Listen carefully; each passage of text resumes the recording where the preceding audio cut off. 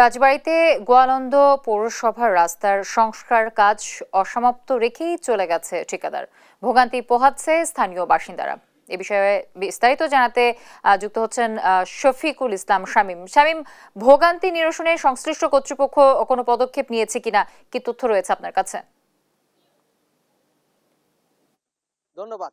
আপনি যেমনটি জানাচ্ছেন যে রাজবাড়ী জেলার গোয়ালন্দ পৌরসভার একটি গুরুত্বপূর্ণ রোড এই রোডের পাশেই কিন্তু একাধিক স্কুল রয়েছে, কলেজ রয়েছে, হাই স্কুল রয়েছে, প্রাথমিক স্কুলগুলি রয়েছে এবং বাজারের প্রধান সড়ক এটি। এই সড়কের কাজটি গত 6 মাস পূর্বে শুরু হয়েছিল। তবে কিছুদিন পূর্বে অর্ধেক কাজ রেখেই ঠিকাদার নাপাত্তা হয়েছে।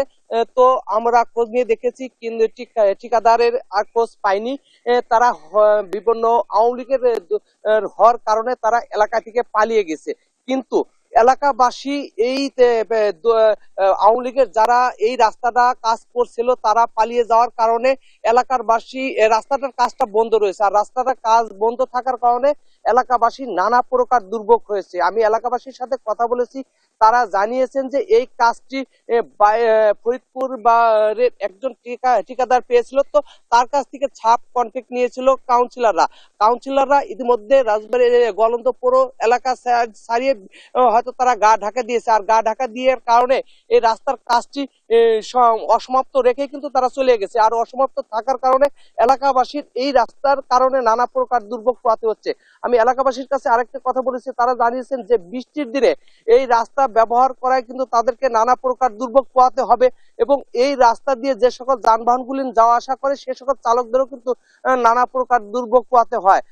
এই যে পাশেই কিন্তু একটি হাই স্কুল রয়েছে, সেই হাই স্কুলের যারা শিক্ষার্থী রয়েছেন তাদের সাথে আমি কথা বলেছি।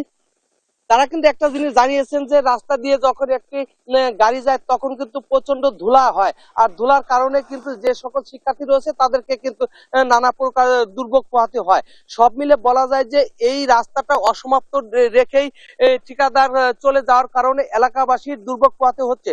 তবে সংশ্লিষ্ট কর্তৃপক্ষ যারা রয়েছে তাদের সাথে আমরা কথা বলেছি, তারা জানিয়েছেন যে অচিরেই এই রাস্তার কাজটি সমাপ্ত করা হবে। তো এই ছিল রাজবাড়ী জেলার গোয়ালন্দ পৌরসভার অসমাপ্ত রাস্তার কাজের সর্বশেষ সংবাদ।